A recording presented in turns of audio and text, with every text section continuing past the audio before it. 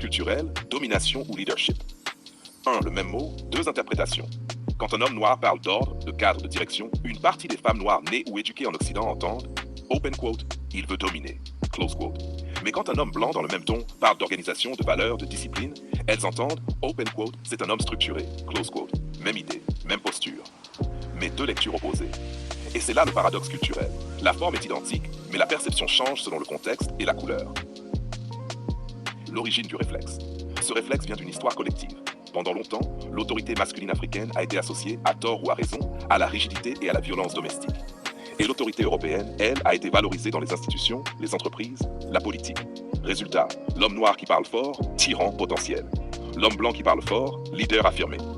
Ce n'est pas rationnel, c'est culturel, psychologique et hérité. Une double éducation contradictoire. La femme noire née en Occident grandit avec deux héritages, celui de ses parents, souvent africains, où le père incarne l'autorité, et celui de la société occidentale, où cette même autorité est perçue comme une oppression masculine.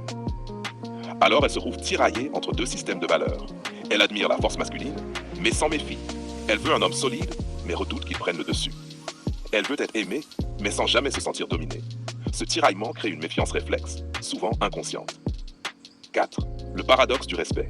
Le plus troublant, c'est que cette même femme peut obéir sans résistance à un chef blanc au travail, accepter ses ordres, ses critiques, sa direction, et trouver cela normal, parce que le cadre est institutionnel, professionnel. Mais quand un homme noir de son entourage adopte la même posture, elle sent une tension. Open quote, pour qui il se prend? Il veut me contrôler? Close quote. Pourtant, la différence n'est pas dans le ton, elle est dans la mémoire collective. #5. L'injustice symbolique. Ce biais culturel crée une injustice symbolique. L'homme noir doit souvent prouver que son autorité est bienveillante, pendant que d'autres peuvent l'exercer naturellement. Il doit surjustifier son calme, son cadre, sa direction, pour ne pas être assimilé à la domination. Et à force, beaucoup d'hommes noirs se brident, se taisent, se neutralisent, juste pour ne pas être mal perçus. 6. La voie de l'équilibre. Ce qu'il faut reconstruire, c'est une culture du leadership masculin noir sain. Un leadership qui ne soit ni dictatorial, ni effacé. Un leadership fondé sur 3 piliers. Le cadre, la bienveillance, la responsabilité.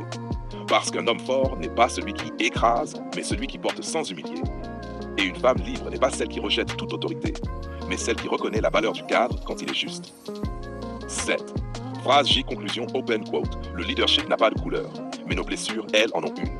Et tant qu'on n'aura pas guéri ce regard déformé, on continuera à confondre la main qui guide avec la main qui domine. Close quote.